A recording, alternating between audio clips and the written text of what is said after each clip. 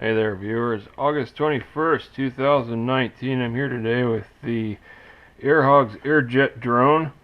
I have a lot of flights on this particular craft and I actually wore it out. It doesn't take a good charge anymore. So I thought it might be fun to take it apart.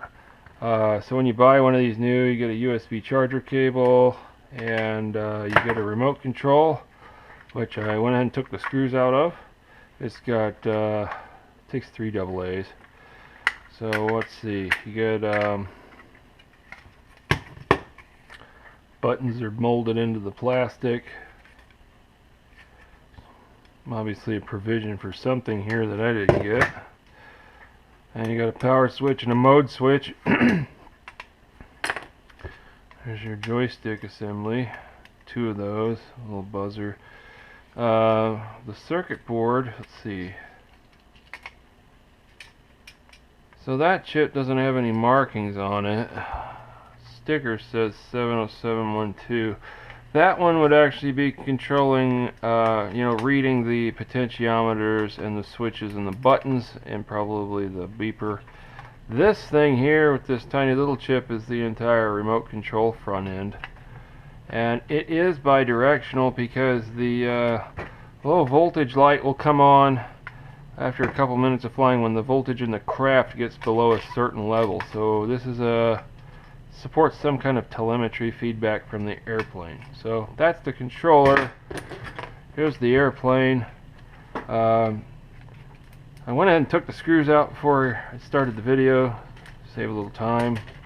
So inside you've got a little propeller in the front that just kind of sits there on a plastic bush. Let's see here. As you can see, the majority of it is in fact a battery, and it looks like there's a fuse on top of the battery. So there's a metal strip going around here with some Kapton tape, some kind of fuse for short circuit prevention. So you got 2 LEDs in the front, 2 in the back.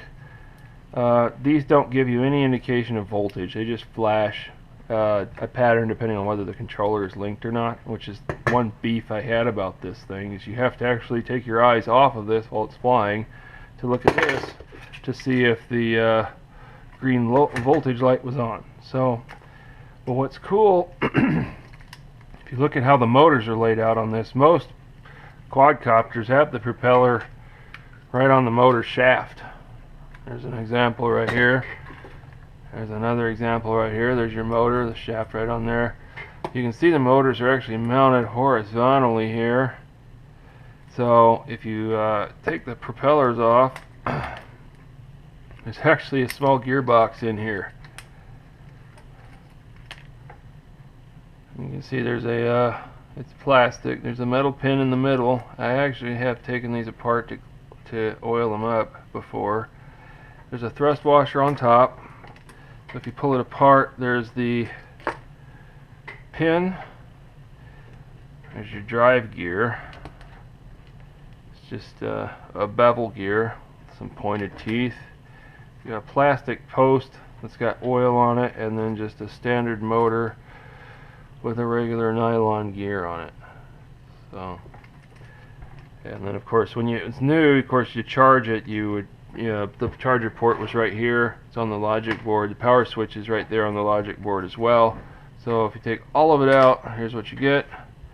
It does have an altitude hold, which is this chip right here. That's the baro sensor. And you can see here the accelerometer is mounted on foam with some very thin flexible wires back to the main board. That's pretty good engineering, because now the vibrations of the frame and the props and such while it's in motion are largely dampened by that. So there's probably not much on the bottom of this, if anything. Yeah, it's just completely empty. It's just soldered down, and then they put some like fingernail polish over that or whatever. So there it is, the AirHogs AirJet drone made by Silverlit Electronics. I got a lot of flights out of it. It was a lot of fun. I just literally wore it out. Thanks for watching.